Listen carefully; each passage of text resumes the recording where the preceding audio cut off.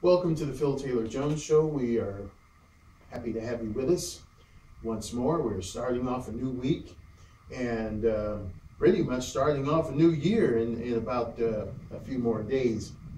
We're going to be talking about something that has been on a lot of people's minds for quite some time, but more specifically, say in the past year and a half, 2 years. I'm Phil Taylor Jones, your host, and once again, we're more than happy to have you with us. What we're going to be talking about or jumping into right now is gun control, or the hopeful total disappearance of the Second Amendment by one President Obastard. Yeah, he's still chomping at the bit, folks. He's still trying to disarm America. He's still trying to make us vulnerable to whatever sadistic plan he has coming, that being his Muslim Islamic brethren coming over here, and they are coming over in record numbers. So we're no longer looking for them. They're already here and steadily filling up the country. One of the things that he is planning to do an executive order other than just disarming America, but the way he's doing it is ridiculous. So there have been several folks that have done shows on it. We had a request from one of our supporters, Liz Mason, who is at the forefront of fighting the injustices of Obastard. Suggested we do this show, so we give a shout out to Liz for having us do this material.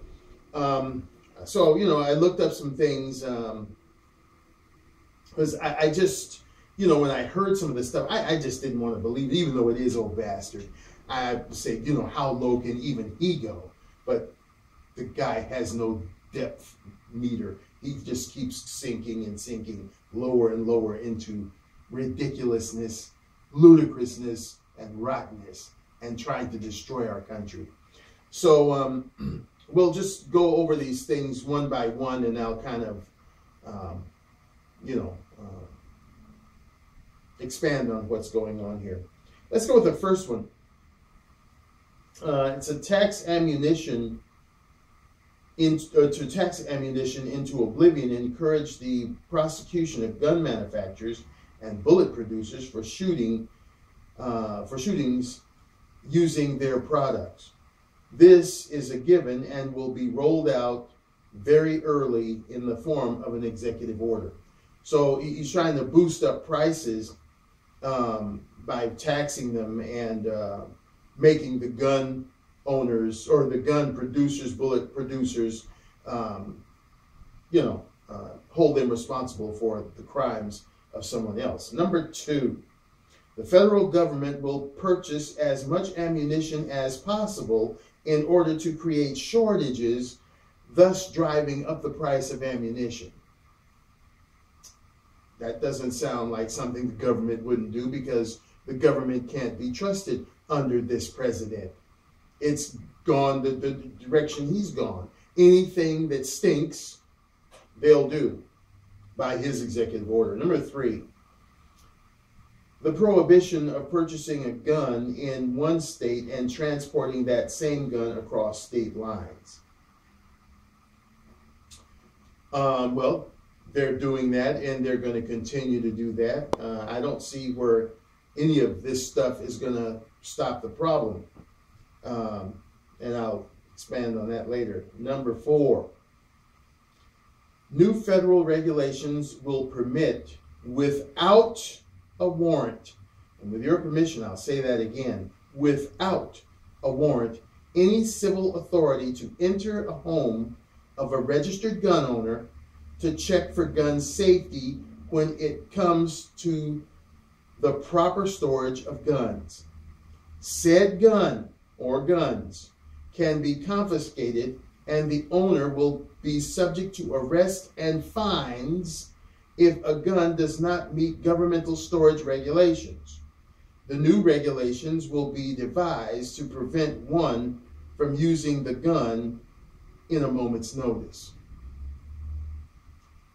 Think about that, folks. At any time, a peace officer or designate can come into your home without a warrant and search it. Never should that be allowed. You should always have a proper search warrant issued by a sitting, as they say, judge before any creep can enter your home to look at a piece of toilet paper. I mean, what is this Obastard? I mean, this guy is a lunatic as well as a megalomaniac. Number 5. Well, these are not in any, subject order. It's just the way they're listed here on this website that I'm reviewing. Number 5, there's a discussion among the Department of Justice officials about limiting how guns in the aggregate that can be stored in one geographical area. This will amount in gun rationing. Doing everything you can to just disarm America, break us down, so that we are unprotected in the event of any kind of nasty business, especially like his friends coming over here, all buff and, talking about kids and children and grandmothers. Come on. Number 6. Gun owners will eventually be required to attend and pass gun safety courses in the same manner as one renews their driver's license. This will, again, drive up the cost of owning a gun. So you see what this guy is doing here. I mean, things are already expensive. I haven't purchased a gun, but I've seen them, and some of them can be very expensive, depending on which type of gun you want to buy. He wants to drive it up even further. Number 7, at some point, no doubt following a false flag event, an executive order will be issued to overturn all concealed and carry laws currently in place in several states. Number 8, with regard to Child Protective Services investigations, any gun-owning parent will receive a negative score when it comes to the investigation of a child abuse or welfare case.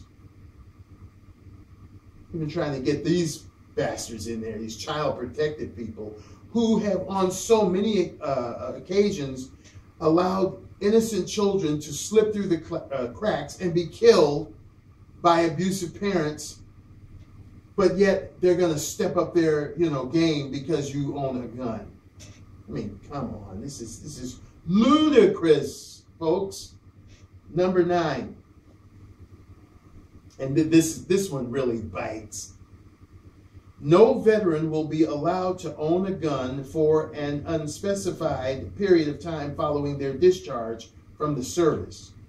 As a part of the VA reform, there is serious discussion about mandating outplacement counseling for all veterans, and gun prohibitions will be a part of this.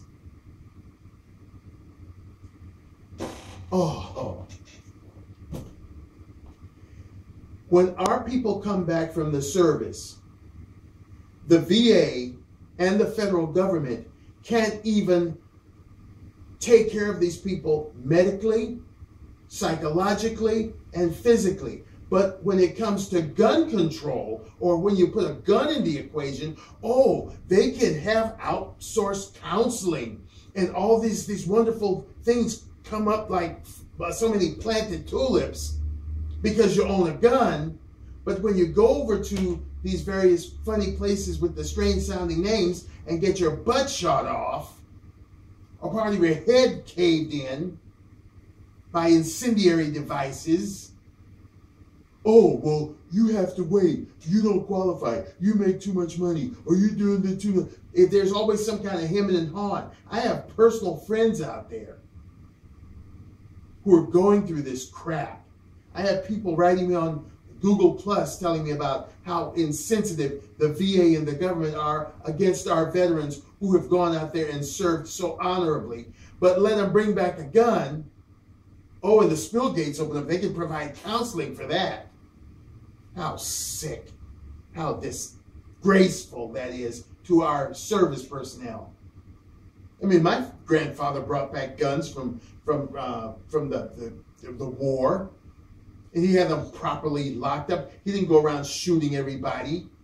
So come on, get off that crap, Obastard, and your stupid governmental muckety-mucks. Number 10. The scope of gun-free zones will be expanded. The IRS will be given policing powers on new gun control regulations.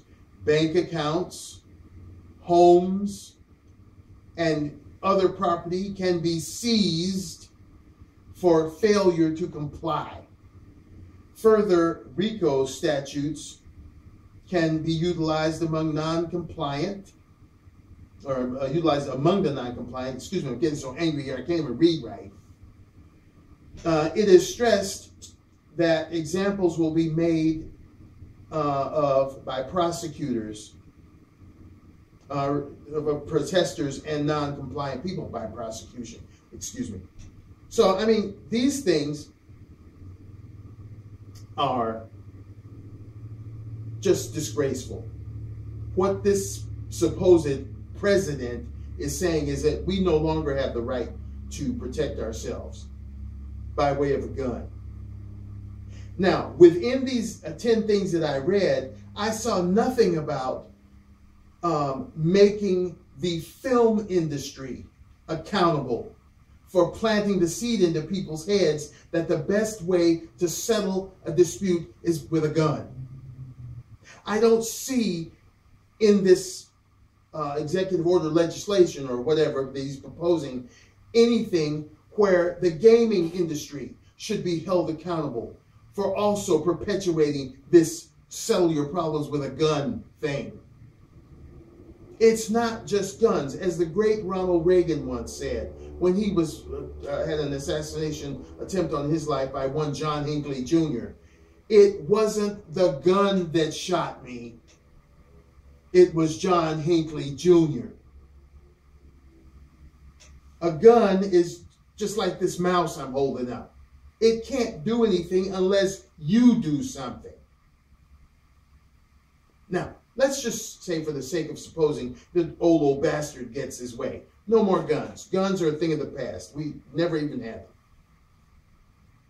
People are still going to find a way to rid themselves of a potential problem.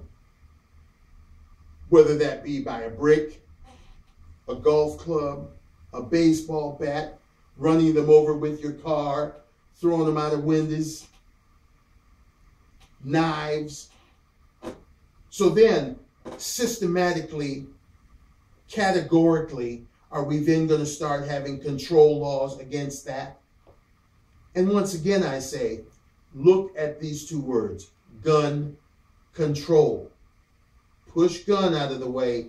Put your emphasis on control. The federal government has always been out to control us in some form or fashion. Excuse me. This is no different, folks. They're out trying to control us. They're trying to make us weak and ineffective. We don't know what these people coming across the border have. They're vetted. They're investigated. Okay, so maybe you pat them down, they're clean. They come into the country, they've got connections.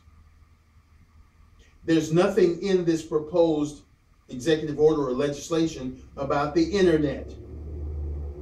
We know that you can go on the internet today and find out how to do anything, find out how to get anything. There's nothing about them crooked-nosed fellas in the back alleys that are selling firearms out of their cars and out of the vans. There is more to this than gun control in the vein of investigation, background checks, and all of that stuff that is done by honest people. The honest people are the ones that follow the protocol. They follow the legislation. They follow the law.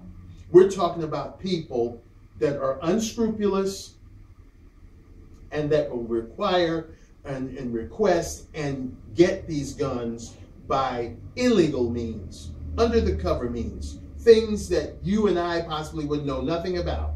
That's how they get them. And that's why this garbage is weak.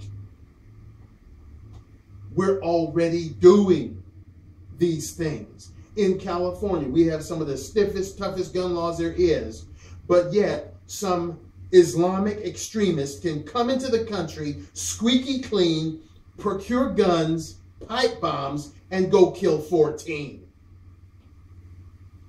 Your garbage, your rhetoric is weak, Mr. Obastard. Come off it, pal. Go after the movie industry, the entertainment industry, the gaming industry. If you're going to provide services for our veterans that own guns, then why can't you provide services for our veterans that used guns to protect this country? No. This is your last go-round. Come Saturday, come Saturday, early Saturday morning, we'll be in 2016, which means you're on your way out. As Huey Lewis said, the poor boy may be barely breathing, but the heart and soul of your lechery is still breathing. And that's why we as Americans need to be ever vigilant in watching and checking and trying to disrupt anything you do on a daily, hourly, minutely basis. Because we know what you're up to, pal. You've been up to it ever since you got your scroungy butt in office. But this garbage that you're proposing here, breaking the law constitutionally, and doing all these unconstitutional things, having people just come in your house at will and show me your, without a search warrant. Come on. That should never even been allowed to be printed here. How disgraceful, how disgusting is that? I'm pretty sure the forefathers of this country, Washington, Jefferson, all them fellas, probably rolling over in their graves right now. This is ludicrous. This woman who I guess was having some kind of domestic dispute with her husband from Oregon went to Vegas and started running people down with her car. Killed one, injured almost 40. Where were you, Obastard? This was a heinous thing. Okay, suppose it wasn't a quote terrorist act, but as I alluded to before, when you see a 4,800-pound car coming at you at 60 miles an hour, I think you get a bit terrified. You spoke nothing. You appeared nowhere. You did nothing. Now, if this same woman had gone to Vegas with a couple of AK-47s strapped to her and started showering bullets and killing people, you'd have had your scroungy butt on there because it suits your purpose. But kill with a car, the president of our great nation is silent. American people, this man you keep your eye on until you see the backside of him getting on that jet for the last time. Because he is dangerous. He is perhaps the most dangerous person in America at this time. Why? Because he's out to destroy America with every twist of the pen, with every wave of his magic presidential wand. He is out to destroy this country. And if this crap comes to the forefront, what can I say? Once again, we are very happy that you were able to join us on this unfortunate journey through our crazy, mixed up system of things in this government. But we felt that we needed to address this. And thanks again to Liz Mason for bringing it to our attention. And we hope that, you'll act accordingly. Jump on the phones, jump on the computers, write those letters, expressing to these governmental muckety-mucks that you are not pleased with this kind of thing. at least they will know. I think they already do, but we need to make it even more so that they know, because this is wrong on so many levels. Hey, what can I say? We got a new year coming up. It's an election year.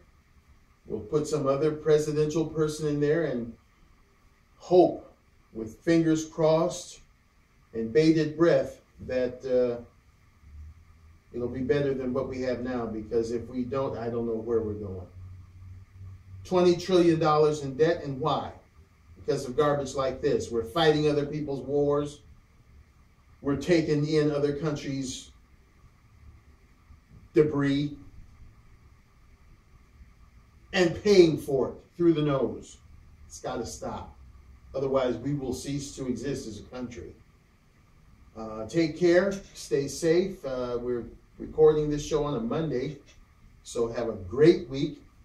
Anticipating that that new year coming in, and want to take this time to say thank you so much for supporting us throughout the years, and we will continue to bring you the best that we can, to be as truthful and as honest, using common judgment to keep you informed.